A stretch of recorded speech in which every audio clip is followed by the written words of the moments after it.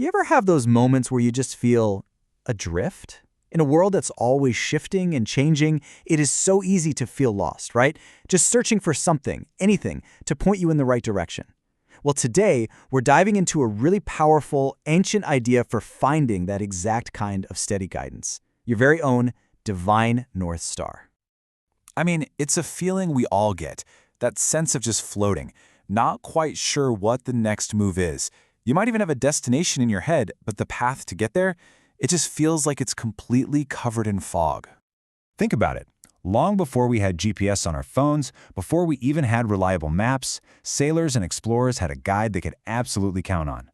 While all the other stars seemed to dance and move across the sky, one just stayed put.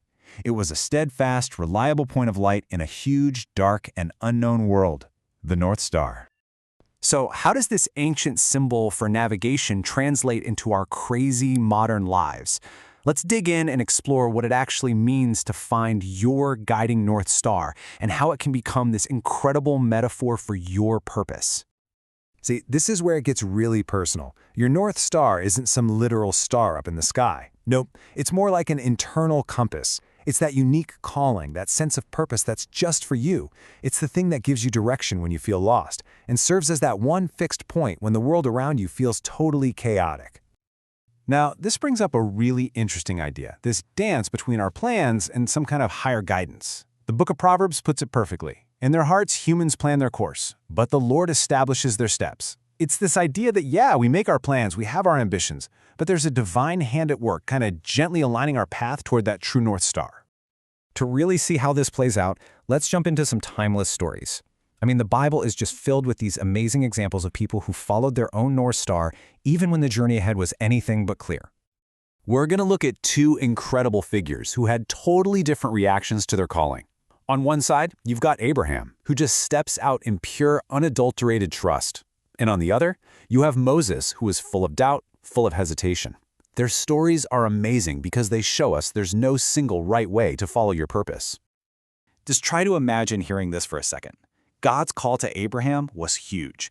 He's told, leave everything you've ever known, your home, your security, your entire family, and go to a place that, well, I'm not even going to tell you where it is yet.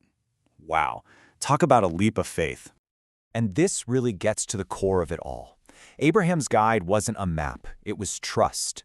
His North Star was this deep-down belief that even though he couldn't see the destination, the one guiding him was completely faithful. He literally walked into the unknown just by holding on to a promise. Okay, but what if you don't feel that immediate all-in trust? What if you're a bit more skeptical? Well, when Moses gets his call from the burning bush, his reaction is the polar opposite of Abraham's. It's not excitement, it's just pure self-doubt. Who am I? It's a question so many of us ask when we're facing something that feels way too big for us. And here is the absolute key from his story.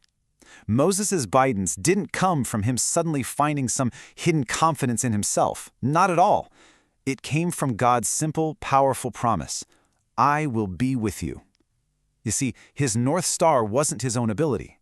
It was the constant presence of his guide. So, okay, we've looked at these epic, larger-than-life stories, but what does all this mean for us, right here, right now, when we're in our own seasons of uncertainty, when our purpose feels a million miles away and the path ahead is just foggy? This is the real question, isn't it? I mean, it's one thing to talk about having a North Star. It is a completely different thing when you feel like you're caught in a storm, surrounded by thick clouds, and you literally can't see a thing.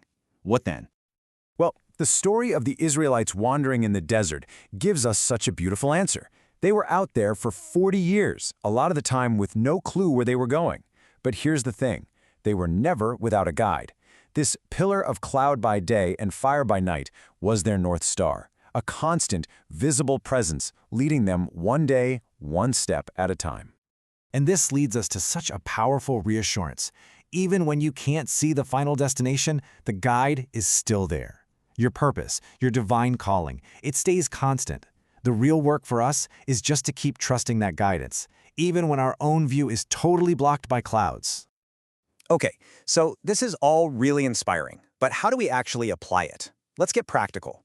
Let's break down a few real, actionable steps for following your own North Star.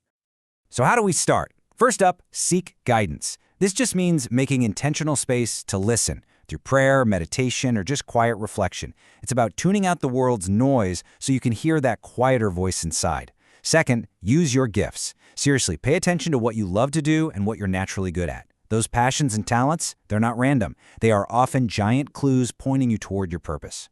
Third, trust the process. This is a big one. Finding your North Star isn't a one-and-done event. It is a lifelong journey of discovery. You got to be patient with yourself and with the path as it unfolds. And finally, number 4, take small, faithful steps. You don't need some grand 5-year plan. Just focus on taking the very next step right in front of you with faith, just like the Israelites followed that pillar one night at a time.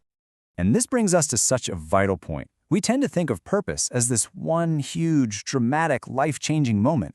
But you know what? More often than not, it's the sum of our small, daily choices. It's how we treat people, how we use our time, how we respond to challenges. Those little acts of faithfulness are what keep us aligned with our North Star. So as we wrap this up, here's the thought I want to leave you with. The guide is always there. It's fixed, it's steady. The real question isn't whether your North Star exists. The real question is, are you taking the time to look up and follow it?